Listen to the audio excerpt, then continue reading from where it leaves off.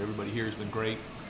Gary and his staff have been excellent. Everything was really well done. We got here and just got off the field a little while ago, meetings, and looking forward to a great week here. As we finished our work in Columbus, you could see there was just an energy as we headed off, down here to Atlanta, and then that continued today. So, we'll see as we get towards Saturday, but I can say that, our guys have been working hard, the staff's been working hard. There's a level of urgency that we know we have to play our best football here in this game, and so we're going to continue to prepare as hard as we possibly can, on the field, off the field, and make sure we have a great week here in Atlanta. The good news is we have great experience being in this style of a game. This is our third time playing in the CFP in the last 4 years, so but we have some really good examples to draw upon of what is going to transpire in this game. So we've been talking to our guys about how, first off, just how much excitement there's going to be at the stadium, the atmosphere, the electricity, and how when you're in games like this, every yard is a fight, every first down, every point is going to be that way. So we've been preparing that way, we've been practicing that way, and we'll continue to do that throughout the week because we know what a challenge we have here. 30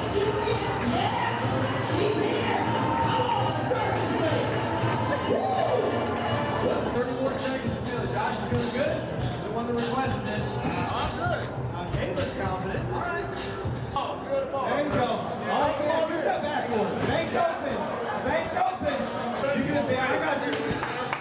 There you go. Oh, boy. Always start to heat up. He's feeling it. You good, Pride? You good, Pride? You got time. Come on. It's going right. It's going right. Yes, sir. Here we go. Come on. Really hard. You want it again? Oh, yeah. Thumbs up. We here.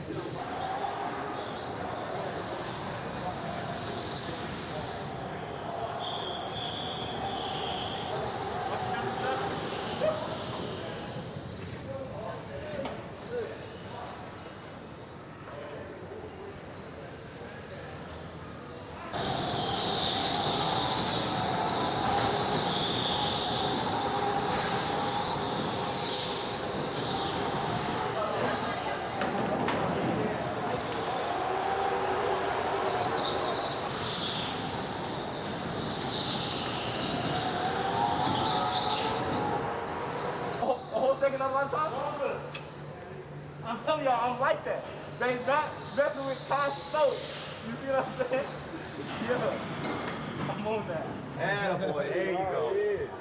I don't know, I just grabbed the belt. I ain't gonna lie. Just grabbed the belt. There we go. It's been a blessing to be down here playing for a national championship. So it's been a goal of mine since I got to school. And last night was fun. Kind of just let things loose and getting the team camaraderie going, and kind of just not forgetting what an accomplishment it is to be here. But obviously we're very focused and tuned in on this game. It's just been really nice just having a close proximity to home, just having a lot of people from my family being able to come out to the game. They usually can't. It's just been nice. I tried to show everyone around. Couldn't get into the aquarium. That sucked. My dog's pretty close. That'll be fun to see him whenever the game's over. I think it's just really nice being able to come home, play in a place that's familiar to me before I got into college. I think that'll be really fun. When you sign to come to Ohio State, you sign for games like this and opportunities like this. And I think that, considering us the underdog, being the underdog, I think we should take pride in that. Every game that we play, there's 110,000 in our stadium and anywhere we go. So I think that, we're very well prepared, to walk in that stadium and, play on this stage.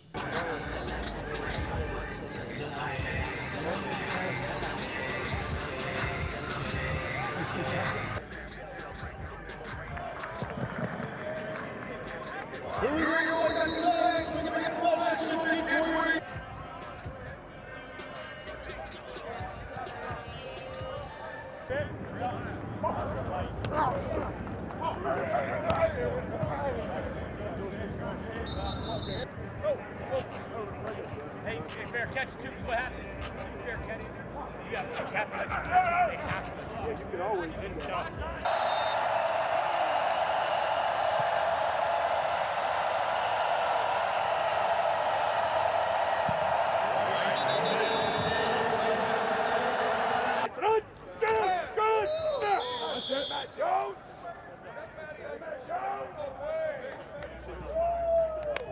I think we kind of always thought it was Ohio against the world, even before this game. So nothing really changes. I know me personally, I'm glad we could play them, in Atlanta, in their kind of home arena. I kind of always like being, the villain and the underdog going into the game. So I'm definitely excited to be able to do that. I wouldn't say that I feel like an underdog. I don't feel like I do feel like people are counting us out, but that's fine. I mean, we've been counted out plenty of times. With the confidence that we have as a team and our ability, like CJ said, we've been counted out before, so it's not nothing new to us. So we're just going to go out there on Saturday and play football like how we know how to play football. The countdown to the Chick-fil-A Peach Bowl between top-ranked Georgia and Ohio State is nearing. I'm pleased to be joined by 10 TV's Dave Holmes here. And Dave, obviously, the big narrative coming in for Ohio State is that huge loss to Michigan. Obviously, you've been around the team for this past month. Kind of what's the narrative? What's their vibe coming into a game like this? Angry, tired of talking about it. They're done with it. They have been criticized so much by some of their own fans, nationwide certainly. They're tired of hearing about it, especially on the defensive side of the ball. They've had to eat that a little bit more than the offense did, the way that went in the last weekend in November. But, yeah, they're angry. I mean, they got a second chance at life and maybe a second chance at Michigan. There's a huge bulldog in the way first. But, yeah, they're looking forward to trying to rewrite the narrative. But until you have that chance, your narrative is your truth. And right now they have to eat that loss. They didn't play well, and they're trying to bounce back. We heard from the defense. They're said right now that they're playing angry. They're playing with something to prove. How have you kind of seen the team, change their mentality, if at all, in practice since that loss? Well, I think they've stayed, positive. I think that's part of the key. You can look at the Michigan loss and say it was just 5 plays, but my goodness, if you take 5 plays out of any game, it's going to make a huge difference. So it's way more than that. I mean, the scheme broke down.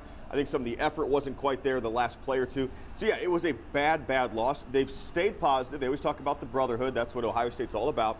They claim it's still strong. We're going to find out on New Year's Eve. Right. I mean, you mentioned that he was asked, Jim Knowles today, obviously, about the 5 plays, and he said yes, a straight answer about the big play, explosion plays that they gave up. Is that an easy fix? Is that just something players have to level up to? I mean, what do you kind of see in terms of the defense and fixing those mistakes? Yeah, it brought back 2021 vibes because last year Ohio State would play well at times and give up huge plays on defense. So I think you have a little, thoughts go back to, oh, no, I thought we were fixed. They did look better for most of the year. And I know a lot of people right now are down on them and thinking defense didn't get better under Jim Knowles. Yes, they did. By every possible metric they did. They were just really bad at a really bad time. Was that blown assignments? Was it, scheme? I guess we're going to find out against Georgia because Georgia's a lot like Michigan in the way they like to play. So this will be a good chance to see if they have fixed it, if it was schematic, if it was effort, if it was just making plays. Whatever it was, it didn't work. Right. And it hasn't worked back-to-back years, which is why the fans are so salty about it. Right. Well, and you mentioned that. I mean, under Ryan Day, this team hasn't lost a whole lot of games, and especially coming into the college football playoff, how do they ride the ship, so to speak, and take that Michigan loss, put it to bed, and focus on coming here to Georgia? Yeah, Ryan Day's an interesting case because on the one hand, if you look at win-loss record and what he's done, getting his team in the playoffs now a third time, I mean, his record is off the charts good. But he's picked 2 bad games to lose. And at Ohio State, sometimes that outweighs everything else. It's an interesting game for Ryan Day, for C.J. Stroud, from a legacy standpoint, because if they win this game and they get a second chance at Michigan, should the Wolverines beat TCU, and they win the national championship, now it's C.J. Stroud's one of the best quarterbacks in history. Ryan Day build him a statue. We're all good. If you lose this game to Georgia, or maybe even worse, go on and lose to Michigan a third time in 13 months, now it is, the opposite. C.J. Stroud most likely goes to the NFL without a win over Michigan, 0-2, if not 0-3. Ryan Day is completely, then he's feeling the heat majorly from the fan base. So it's weird how college football can swing on 3.5 hours, but I really think this game is a chance to get that legacy back the right direction for Ryan Day and C.J. Stroud. So you believe this game against Georgia on Saturday night is pivotal in the way this program may or may go forward? 100%. Okay. Yeah, 100%. I think if they come out and they beat Georgia, and you get that second chance. If Ohio State wins the national championship, especially if it's against Michigan, then all is forgiven in Columbus. I can assure you of that. They will let go of that November immediately.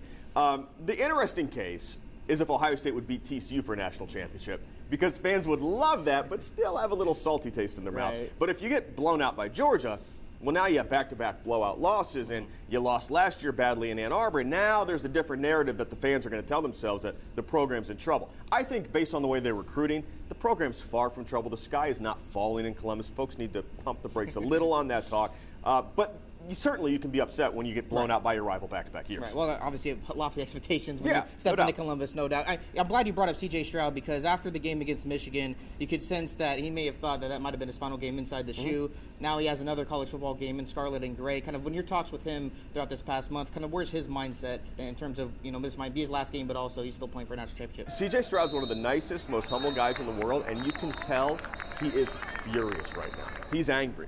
He's angry at the people who have written him off, who've written this team off. And CJ does it in his own ways. He always talks about, now you hear CJ say things like, we're doing this for the true Buckeye fans, for the people who believe in us. And it's his subtle way of taking shots at anyone that he thinks jumped off the bandwagon because of that loss to Michigan. So he's a humble guy. I think sometimes people think CJ's not fiery enough. That's just not his nature. But he's very motivated in this one. I think he's well aware. The way he talked after the Michigan loss was, most people don't go there after a loss, where he just says, I know what the fans are going to say about me. I know what there's going to be written about me. He was almost writing his own eulogy on a live microphone. It was a very unusual news conference. And now he gets a second chance. And I really hope he takes advantage of it and plays well, because he is such a nice kid in person that I want to see him do well. And he needs to from a legacy standpoint. Right. It's weird because Ohio State's been in so many big games throughout their history, and the Peach Bowl has been one bowl game that they've never been to. This is their first trip to Atlanta. How have you kind of built, or I guess kind of viewed their kind of perspective of coming to a place they've never played in before? Yeah, and this will be the third time Georgia's played inside Mercedes-Benz Stadium. So it is a road game. I don't care what anyone says. This is a road game. And it's weird because Ohio State, I've traveled with them for 8 seasons now. I've been to every road game. Ohio State usually has almost a 50-50 split. Like when the Buckeyes go on the road to places that are not Ann Arbor or Penn State, it feels borderline like a home game come fourth quarter. It's not going to be like that. This is going to be a very pro-Georgia crowd. They are embracing it. I know everyone likes to talk about Bulldogs versus underdogs. They're embracing it. I think it's hard to be a true underdog when you're Ohio State and you're loaded with 5-star players. Your talent's just the same as Georgia. They've just executed better the last 24 months. So I don't think of them as a huge underdog. But, statistically speaking, yeah, Georgia should win this game. They're the defending undefeated national champs. They're at home. They're favored by Vegas. Yeah, they should win the game. But Ohio State's last 2 national titles in 2002 and 2014 came when no one expected them to win it. Right. So I think they've embraced this in the past. They got to get behind it now. Right. So let's pivot to the game now. You mentioned there's a lot of talk, obviously, about Georgia's offense, their tight ends, obviously, specifically. Yeah. We'll start there. Obviously, we just heard from the defenders today. Kind of where do you see the key when Georgia has the ball? Yeah, to me, it's trying to make Stetson Bennett do something that he doesn't normally do. Stetson Bennett, he's 25 years old, right? Like I say, I keep joking, it's like Billy Madison, right? Like he's 25 playing against these 19, 20-year-olds. But, the advantage of being older is you're wiser. You should be. You're smarter. So he doesn't make a lot of mistakes. He was at the Heisman ceremony not because of his supreme talent, no disrespect, but he was there because he does a great job of knowing what he has to do. He has a great defense, a running game, a play-action game, and he stays within himself. If they could force him into a couple mistakes, Ohio State can win this game, no doubt about it. But if he just sits back there comfortable all day and can pick them off in play action, it could be a long night for the Buckeyes. So to me, it comes down to Jack Sawyer, JT Tuimoloau. Can they get pressure on the outside? Can Zach Harrison get in his grill? And if they do, the Buckeyes have a good chance. Right. Everyone talks about the 5 big plays that Michigan had on offense.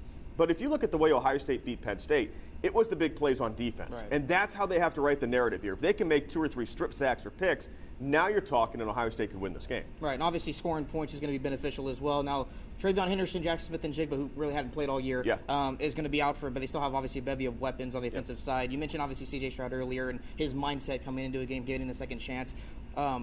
How do you view kind of what the offense is looking at in terms of producing points here in this game? Well, I think they want to air it out. All right, the running game has not been very good for most of the year. It's been middle of the road, and part of that's Trey Henderson's been out, Mayan Williams has been out. They've had injuries, no doubt, but every team has, right? You had Jackson Smith and Jigba, the consensus #1 receiver in the nation, out all year. Didn't hurt the passing game. Right. Okay, other guys stepped up, so they need to run the ball better. But I do think you want to air it out. So The first time C.J. Stroud and Marvin Harrison Jr. have ever played indoors will be on New Year's Eve. It's crazy to think it's about. crazy, right? and part of that's your own doing because you didn't get to Lucas Oil Stadium in the Big Ten title game. Right. But they got to get out there and play on the fast track. The advantage, no doubt, in this game is receivers against DBs for Ohio State. Exploit it. Now, the only bad part is if you drop C.J. Stroud back 45 times a game, yes, you can beat their DBs, but you're giving Georgia's defensive line 45 downhill rushes. Right. And that, to me, is going to be the key to the game. If you can drop Stroud back and throw, Ohio State can win and they can succeed there.